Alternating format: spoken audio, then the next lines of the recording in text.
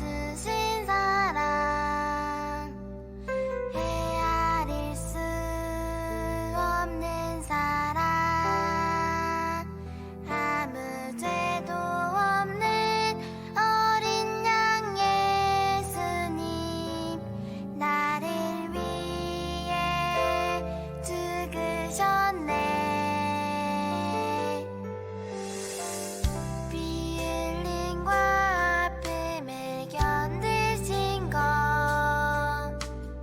날 구원하기 위한 것 주 앞에 흐르는 생명의 보혈이 나를 깨끗게 하시네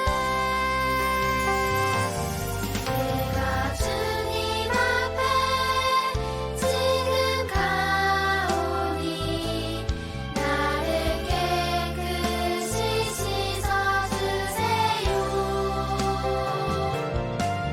그 귀한 보혈 내 앞에 있네 나를 새롭게 하시네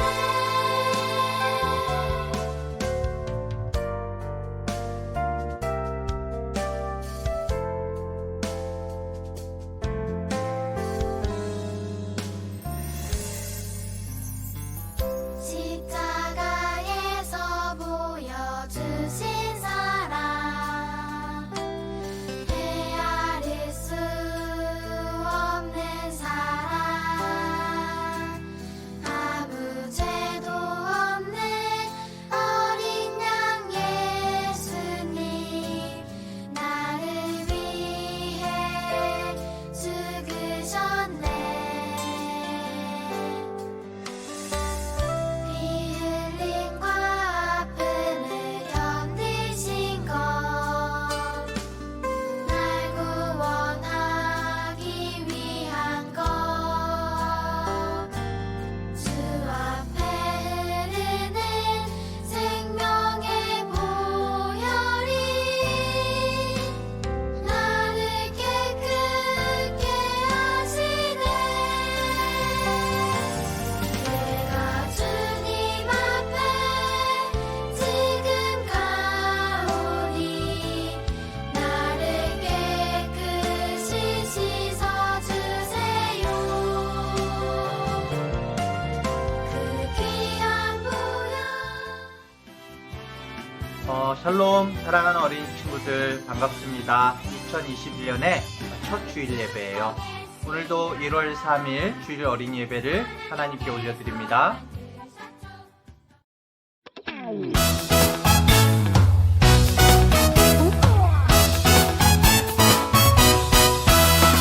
하나님이 창조하신 이 세상 너랑 나랑 하늘 향해 싱싱싱 하나님이 창조하신 이 세상 너랑 나랑 하늘 향해 싱싱싱 산버들이 주님 솜씨 찬양해 깊은 바다 주님 은혜 감사해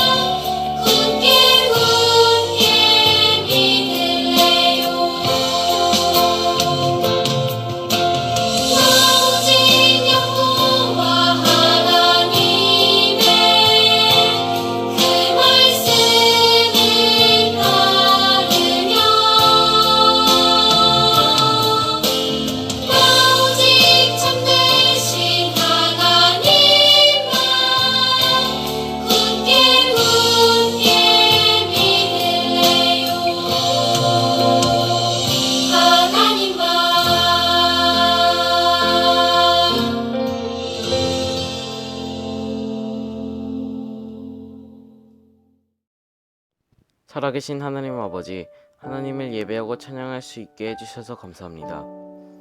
또 코로나19로부터 저희 중앙대학교의 식구들을 건강하게 지켜주셔서 감사합니다.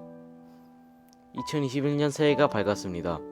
그동안 하나님의 말씀보다 제가 좋아하는 것들을 우선하며 살았던 것을 회개합니다. 올해 2021년부터는 하나님의 말씀을 더욱 사모하고 귀를 기울일 수 있게 해주세요. 제 삶의 주인이 하나님이심을 잊지 않게 해주세요. 질병과 세상의 어두움으로부터 지켜주세요. 코로나로 고생하는 사람들이 많은데 모두 건강하게 회복되고 교회 나와서 마음껏 하나님을 찬양하게 해주세요. 살아계신 예수님의 이름으로 기도드립니다. 아멘.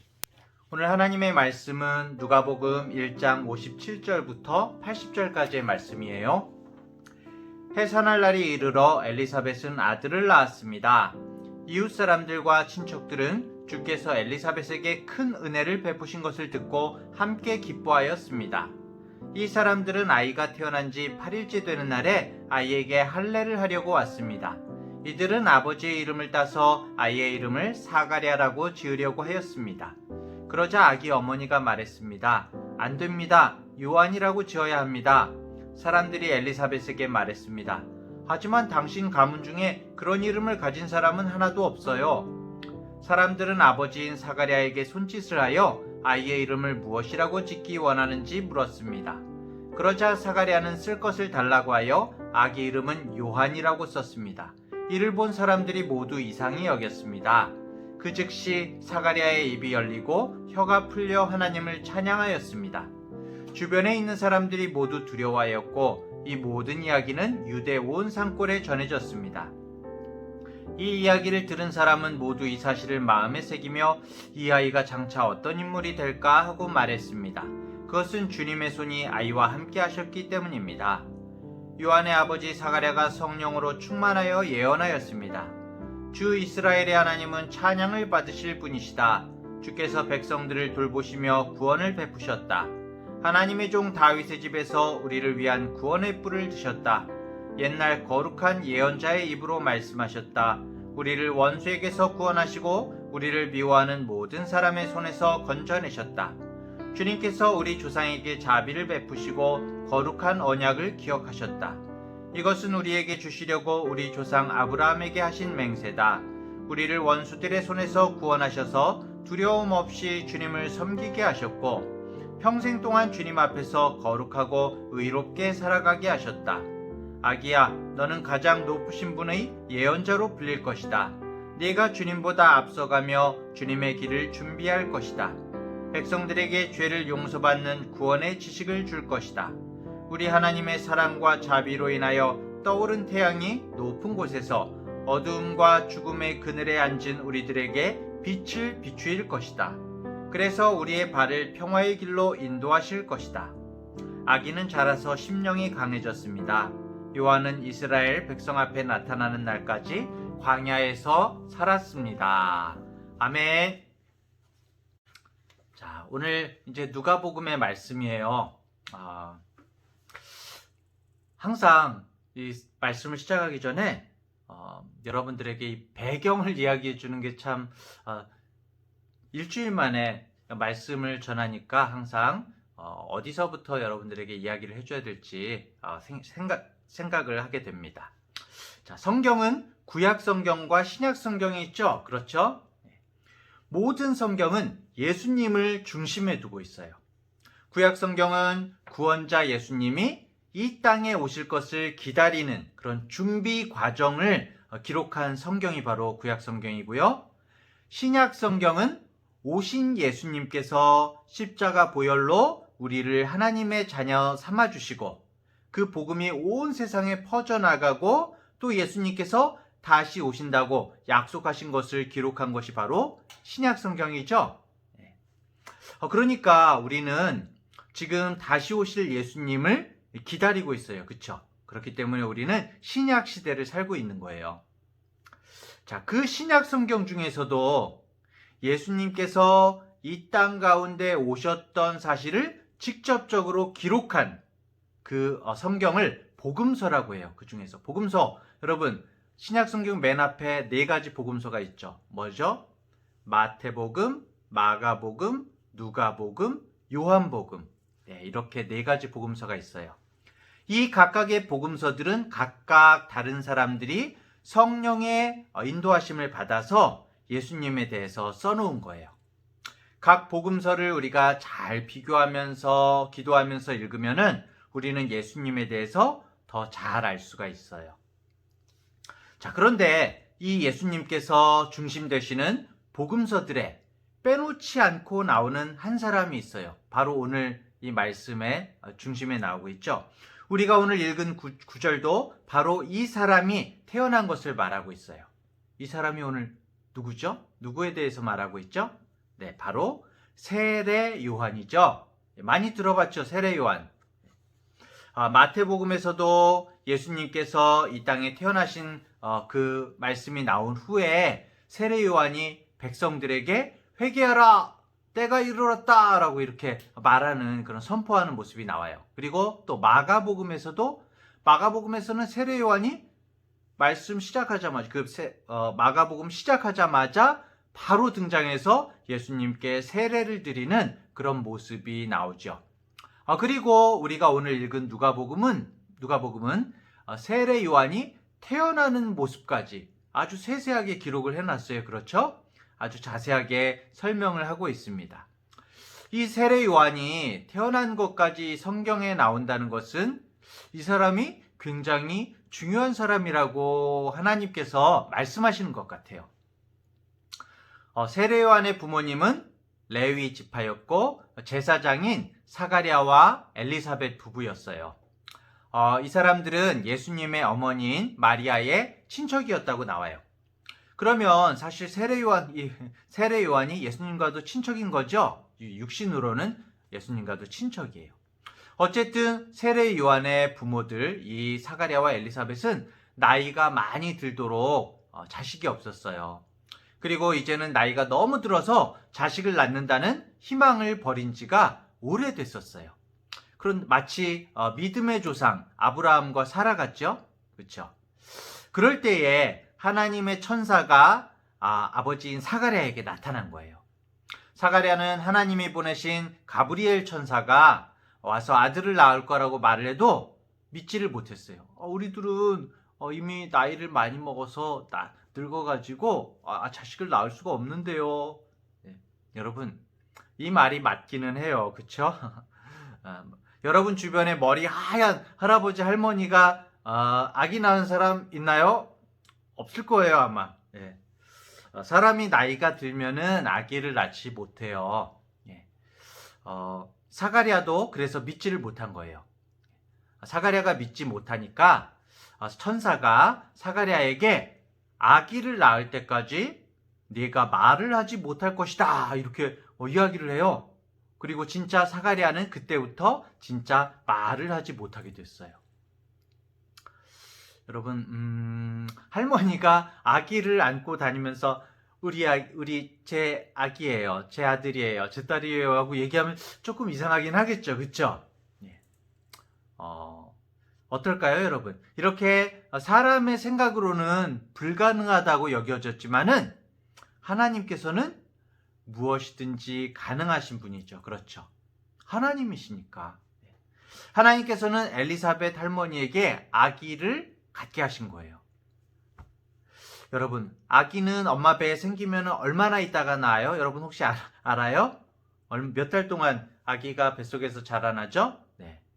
10달이에요, 10달. 네. 알고 있었어요, 여러분? 네. 여러분, 엄마에게 감사해야 돼요. 여러분, 지금 옆에 혹시 엄마 있어요? 어머니 계세요? 네. 여러분을 어머니가 너무너무 힘들어도 불편해도 뱃속에 10달을 품고 다닌 거예요.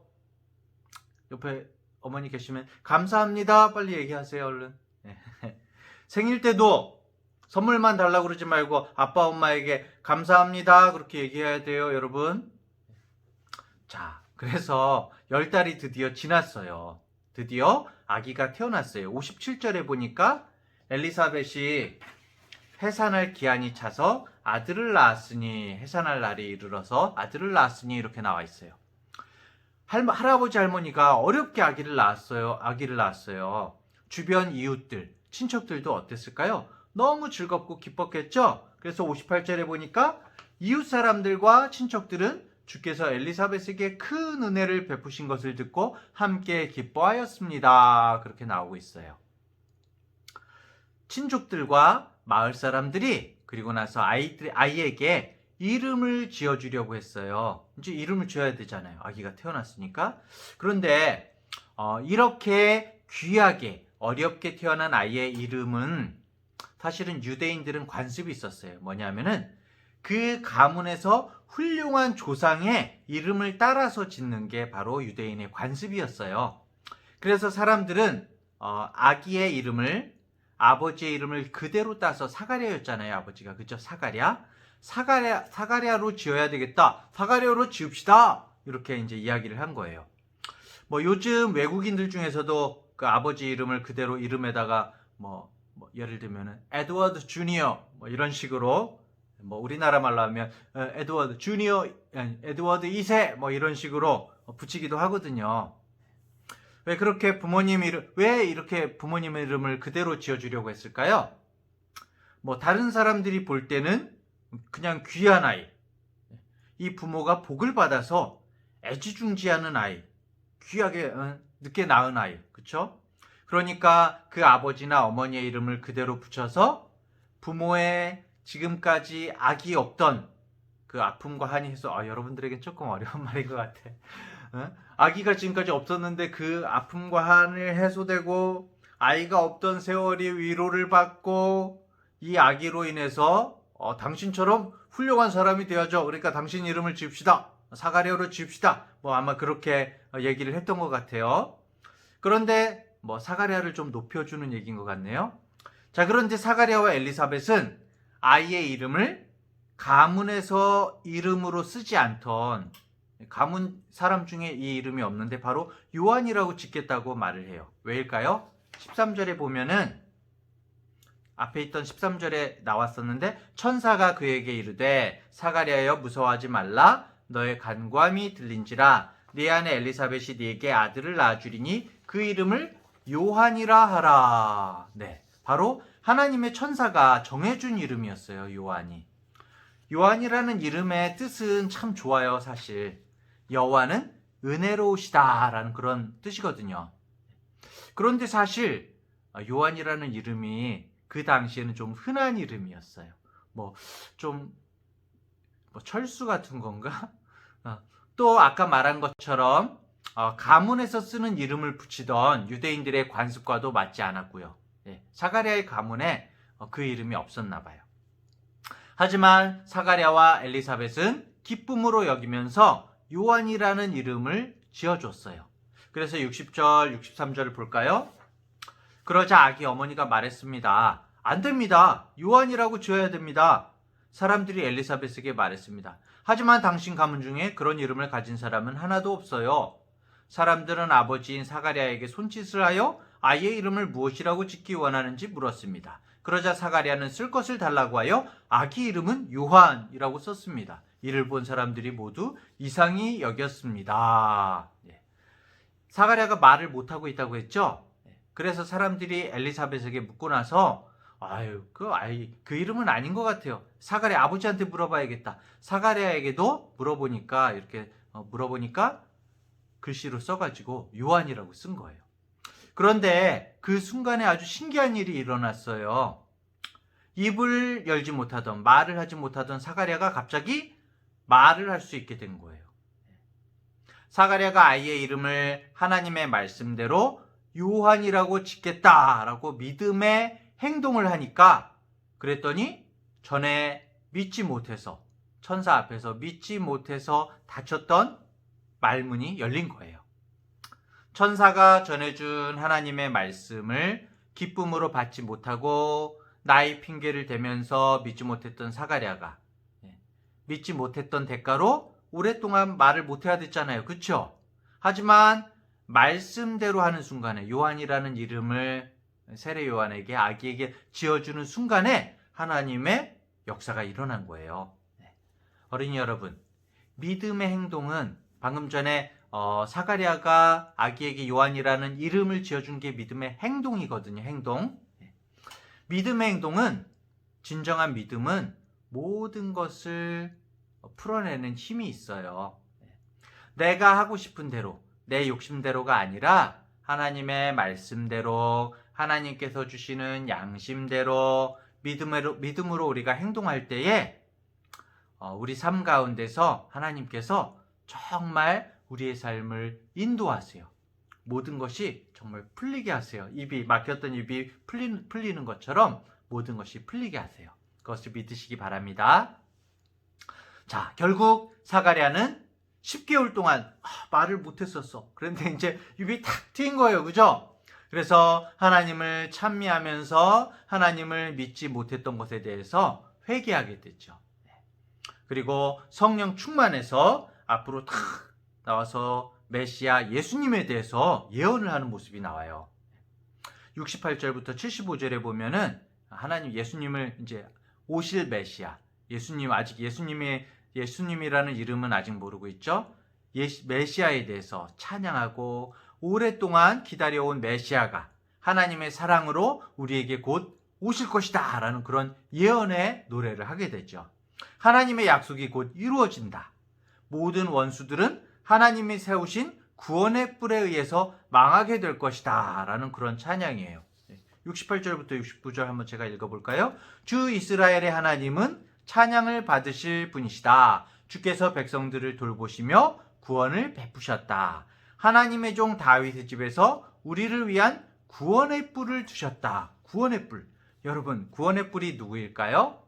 네, 바로 예수님이시죠. 예수님. 하나님의 아들이신 예수님. 이제 구원자 예수님이 곧 오실 거라는 걸 이야기하는 거예요. 하나님의 사랑으로 아직까지 죄인인, 죄 가운데 빠져있는 우리의 문제를 하나님께서 해결해 주실 것이다. 오랫동안 하나님께서 구약 성경에서 말씀하셨고 준비하셨던 것을 이제 이루실 것이다 라고 말하는 거예요. 그래서 74절 75절에 보면은 우리를 원수들의 손에서 구원하셔서 두려움 없이 주님을 섬기게 하셨고 평생 동안 주님 앞에서 거룩하고 의롭게 살아가게 하실 겁니다 라고 그렇게 말을 해요. 자, 여러분은 경찰 아저씨, 경찰 저쪽에서 경찰이 있으면 어떤 생각이 들어요? 막 경찰이다 막 그런 생각, 무서워 이런 생각이 들어요? 아니면 경찰 아저씨 반갑습니다 그런 생각이 들어요? 아무 생각도 안 드나요? 도둑이나 여러분 죄가 있는 사람들은 경찰이 저쪽에 있으면 무서워해요. 그쵸? 편안하지가 않아요. 왜 그렇죠? 자신이 지은 죄 때문에 찔리는 거예요. 마음. 찔려요. 눈치가 보여요. 내가 잘못한 게 전혀 없다면은 경찰관 앞에서 당당할 수 있겠죠. 그렇죠? 하나님 앞, 방금 전에 제가 읽은 말씀 성결과 의로 74절 75절에 우리를 원수들의 손에서 구원하셔서 두려움 없이 주님을 섬기게 하셨고, 이 말도 같은 말이에요. 사람은 스스로 거룩해질 수도 의로울 수도 없어요. 죄인이에요. 인간은. 하나님 앞에서는 두려워요. 사실은 죄책감이 있어요. 하지만 이제 어떻게 돼요? 그런 두려움 없이 하나님을 섬길 수 있다는 거예요. 왜? 예수님의 십자가 보혈을 통해서, 이제 곧 오실 예수님을 통해서 우리가 거룩해질 수 있고 의로워질 수 있기 때문에 우리가 두려움 없이 하나님을 섬길 수 있다고 지금 이제 사가랴가 그렇게 예언을 하고 있는 거예요. 하나님이 우리를 불쌍히 여기셔서 예수님의 십자가 보혈로 우리를 악에서 구원해 주시고 우리를 의롭다고 말해 주실 것이다 라고 말하고 있어요. 자, 그리고 나서 이제 자신의 아들 요한에 대해서 얘기를 해요. 세례 요한에 대해서 예언의 말씀을 하죠. 사가랴는 예수님께서 오시기 조금 전에 자신의 아들 요한이 태어난 것이 하나님의 큰 어떤 계획하심이라고 생각을 했어요. 그래서 76절부터 79절을 보면은 이렇게 써 있어요. 한번 다시 읽어볼게요. 아기야, 요한이죠. 너는 가장 높으신 분의 예언자로 불릴 것이다. 네가 주님보다 앞서가며 주님의 길을 준비할 것이다. 백성들에게 죄를 용서받는 구원의 지식을 줄 것이다.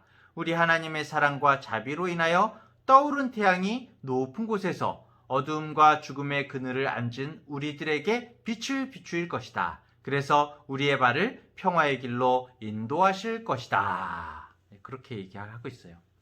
여러분, 떠오른 해가 누구예요? 떠오른 해, 예수님이죠.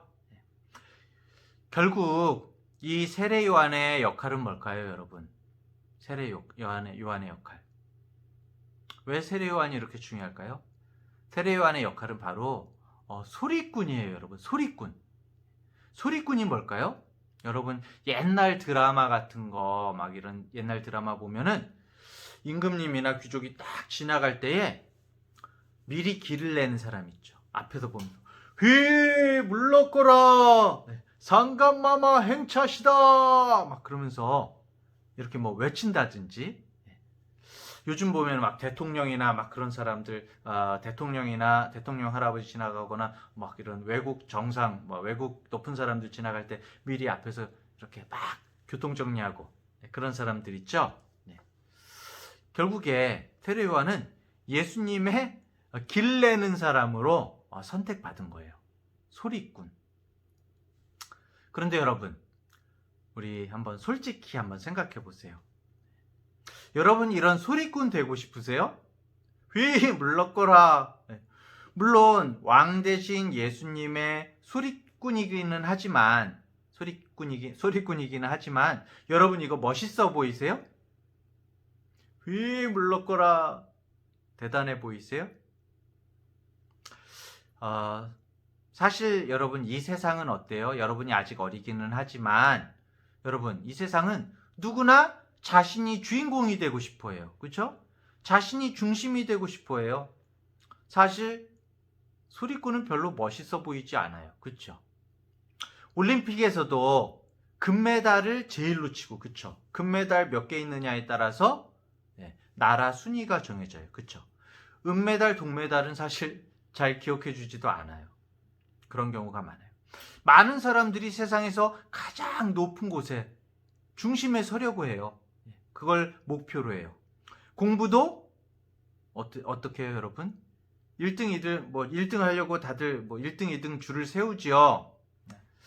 물론 여러분, 오해하면 안 돼요. 지금 금메달 따는 것, 그리고 1등 하는 게 무조건 나쁘다고 얘기하는 게 아니에요. 금메달 따는 거, 금메달을 위해서 열심히 노력하고 1등 하려고 공부나 스포츠나 1등 하려고 노력하는 것 굉장히 중요해요. 공부도 운동도 세상에서 나에게 맡겨진 일들을 열심히 해야 돼요. 노력해야 돼요. 하지만 중요한 것은 내가 세상의 중심이 되고 내가 1등이 되는 것이 내 머릿속을 가득 채우고 그게 나의 모든 목표가 되어서는 안 된다는 거예요, 여러분. 우리 각자에게는, 하나님을 믿는 우리 각자에게는 하나님께서 주신 사명이라는 게 있어요. 사명. 사명은 여러분, 이 땅에서 하나님께서 나에게 맡겨주신 일이에요. 그런데 우리가 그 사명을 쫓지 않고, 그 사명을 귀하게 여기지 않고 무조건 나의 욕심으로 높아지려고만 하고 내가 중심이 되려고만 하면 어떻게 될까요? 하나님께서 나에게 주신 재능이나 아니면 하나님께서 나에게 흥미를 주신 것들 있죠. 그런 것들을 열심히 노력해서 갖고 가는 것이 아니라, 키워가는 것이 아니라 다른 사람들을 섬기고 봉사하는 게 아니라 무조건 다른 사람이 보기에 그럴듯하고 멋있는 것만 하려고 하면은 어떻게 될까요? 사가랴는 이 찬양을 통해서 자기 아들 요한이 지극히 높으신 이의 선지자로 일컬음을 받고 주 앞에 가서 그 길을 준비해서 주의 백성, 다른 모든 백성들에게 그 죄사함으로 말미암는 구원을 알게 하는, 좀 어렵다. 결국 자기 아들에게 먼저 나서서 주님 앞에서 소리꾼이 되는 사명이 있다, 그런 예언을 한 거예요. 사실 여러분, 세상적인 그런 사고방식으로 보면은 이 예언은 어린아기를 위한 축복의 멋있는 예언은 아니에요, 별로. 요한에게 세상적으로는 어때요? 요한에게 세상에서 높아져라, 세상에서 빛나는 삶을 살아라, 1등이 되어라. 그냥 그런 멋진 그런 축복이 아니라 그냥 오실 예수님을 외치는 소리꾼의 삶을 살라는 거예요. 먼저 메시아 예수님 오시기 전에 모든 사람들에게 미리 전하는 그런 소리꾼이 되라는 거예요. 부모라면은 자식이 잘 되는 것을 바라는 것이 당연해요. 여러분들의 부모님도 여러분들을 너무나 사랑하시죠. 그래서 여러분들에게 축복하고 싶어 하세요. 여러분들 부모님들은. 사가랴와 엘리사벳도 마찬가지일 거예요. 더 좋은 축복을 요한에게 하고 싶었을 거예요. 요한은 사가랴와 엘리사벳이 너무나 귀하게 얻은 그런 귀중한 아들이죠. 그렇기 때문에 사실 축복의 말을 더욱 멋지게, 이 세상에서 중심되고 1등 되고 더 공부 잘하고 더 좋은 학교 가고 다른 사람보다 높아지고 떵떵거리며 살아라, 이렇게 축복할 수도 있었을 거예요. 하지만 사가랴와 엘리사벳은 성령께서 하시는 말씀을 잘 듣고서 남들이 보기에는, 우리들이 보기에도 사실은 보잘것없고 별로 막 하고 싶은 그런 별로 하고 싶지 않은 요한의 사명을 예언했어요.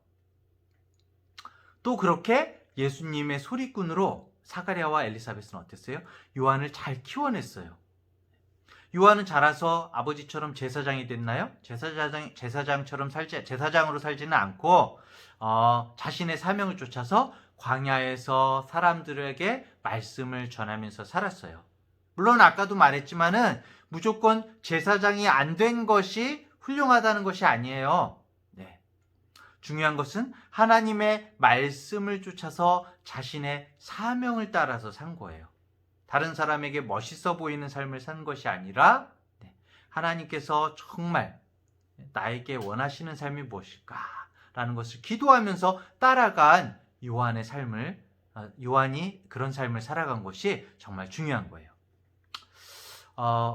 하나님의 말씀을 쫓아서 사명을 따라서 요한의 부모님 사가랴와 엘리사벳은 요한을 1등과 최고만을 추구하는 그런 세상적인 사람으로 기르지 않았고, 하나님의 말씀에 순종해서 오실 메시아에 앞서서 길을 예비하는 소리꾼의 삶을 살아가도록 잘 키워냈어요.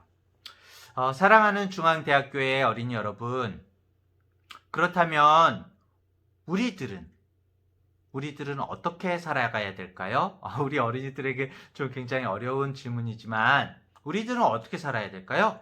혹시 우리들도 마음속에 1등과 최고만을 생각하는 그런 삶을 살아가지는 않았는가요? 1등과 최고만으로 머리가 꽉 차 있다면은 우리는 하나님과 함께 할 수 없어요. 우리는 이웃과 함께 할 수 없어요. 1등과 최고는 우리가 하나님께서 주신 사명을 열심히 순종하면서 살아갈 때에 하나님께서 주실 수 있는 것이죠, 물론. 하지만 우리가 세상에서 높아지는 그것 자체만 마음속에 목표로 그것만 목표로 삼고 살아가면은 오히려 하나님께서 주시는 소중한 것들을 놓칠 수가 있어요. 사랑하는 어린이 여러분, 나의 인생은 내 목표대로 가는 길이 아니라 하나님과 함께 갈 때에 정말 소중하고 값진 길이 되는 거예요. 하나님께서 우리 각자에게 각기 다른 역할과 사명을 주셨어요. 1등과 최고만을 생각하면서 살기보다는 우리 이렇게 기도해봐요. 어떻게 내가 하나님께 영광을 돌릴 수 있을까요? 내가 어떻게 이 땅에서 하나님께서 주신 사명이 과연 무엇일까요? 정말 하나님께서 기뻐하시는 것은 무엇일까요? 주님 앞에서 이렇게 기도하면서 주님과 동행할 때에 하나님께서 여러분을 더욱 붙들어 주시고 은혜를 더해 주실 것을 믿으시길 바랍니다. 하나님께서 우리 각자에게 맡겨주신 일에 최선을 다하는 요한의 삶을 살아가는, 세례 요한의 삶을 살아가는 우리 어린이들 되기를 간절히 축원합니다. 기도하겠습니다. 하나님 아버지, 별것 아닌 것 같은 소리꾼 같은 삶을 산 세례 요한을 여자에게서 난 자 중에 이보다 큰 자가 없다고 말씀해 주시고 귀히 여기신 주님의 말씀을 생각합니다. 우리들은 예수님을 믿는다고 하면서도 내 자신이 세상의 중심이 되고 세상에서 좋은 것들만을 차지하려는 욕심으로 우리 마음이 가득 차지는 않았는지요. 주님께서는 요한으로 살라고 하셨는데 나는 자꾸 사가랴로 살아가려고 내 마음 가운데 고집을 부리고 있지는 않는지요. 사가랴가 요한의 이름을 순종해서 그렇게 요한으로 정했을 때에 입이 열리고 혀가 풀린 것처럼 우리 어린이들 한 사람 한 사람의 목표가 나의 명예와 욕심을 위해서 나만 잘 먹고 잘 사는 그런 삶이 아니라 하나님의 말씀을 순종하고 주님을 기뻐하는 삶이 되게 해주세요. 세상 사람들은 1등과 최고를 정말 삶의 최고의 목표로 여기면서 사는데 그런 어리석음을 범하지 않게 해주시고 우리 중앙대학교의 어린이들 한 사람 한 사람 주님 앞에 고개 숙인 사람, 하나님께서 기뻐하시는 일이 무엇인지, 어떻게 하나님께 영광 돌리며 살 것인지를 기도하며 그것을 목표 삼고 살아가는 우리 어린이들이 되게 해주세요. 어떠한 어려운 일들이 있을지라도 하나님의 말씀에 순종하며 말씀대로 살아가고 주님 앞에 부끄러움 없이 믿음의 삶을 살아갈 수 있도록 인도해 주세요. 날마다 순간순간 불평과 불만보다도 주님께 감사와 찬양을 올려드리는 삶을 살아갈 수 있도록 인도해 주세요. 우리를 구원하시기 위해 십자가에서 보혈을 흘리신 우리 주 예수님의 이름으로 기도합니다. 아멘.